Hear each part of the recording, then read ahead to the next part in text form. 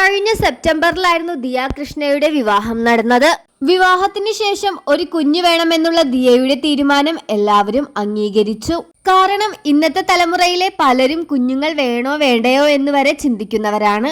ആ കൂട്ടത്തിലാണ് വിവാഹം കഴിഞ്ഞ് ഉടനെ തന്നെ ഒരു കുഞ്ഞു വേണമെന്ന ദിയയുടെ തീരുമാനം. ആ തീരുമാനം ആ കുടുംബത്തെയും ഒന്ന് ഞെട്ടിച്ചു. എന്നാൽ ഇന്ന് അവർ ആ കുഞ്ഞിന് വേണ്ടി കാത്തിരിക്കുകയാണ്. എത്ര പേരാണ് ആ കുഞ്ഞിനെ താലോലിക്കാനായി വെയിറ്റ് ചെയ്യുന്നത് എന്ന് ഇവരുടെ വ്ളോഗ് കണ്ടാൽ തന്നെ അറിയാം. ഇപ്പോഴിതാ 9.5 മാസത്തോളം നീണ്ട കാത്തിരിപ്പിനൊടുവിൽ ദിയ തന്റെ കുഞ്ഞിനെ ഇരു കൈകളിലേക്കും ഏറ്റുവാങ്ങാൻ പോകുന്ന നിമിഷം. ഇന്ന് രാവിലെയാണ് അമ്മ സിന്ധു കൃഷ്ണയ്ക്കും ഭർത്താവ് അശ്വിനുമൊപ്പം ദിയ ഹോസ്പിറ്റലിലേക്ക് പോയത്. തുടർന്ന് പ്രാഥമിക പരിശോധനയ്ക്ക് വേണ്ടി ദിയയെ ലേബർ റൂമിലേക്ക് കയറ്റുകയും ചെയ്തു.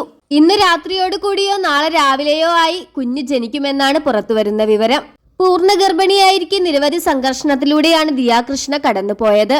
അങ്ങനെ തന്റെ ആദ്യത്തെ കൺമണിയെ വരവേൽക്കാനായി ദിയ തയ്യാറെടുത്ത് കഴിഞ്ഞിരിക്കുന്നു. പ്രസവത്തിനായി ദിയയെ ആശുപത്രിയിൽ എത്തിച്ചിരിക്കുകയാണ്.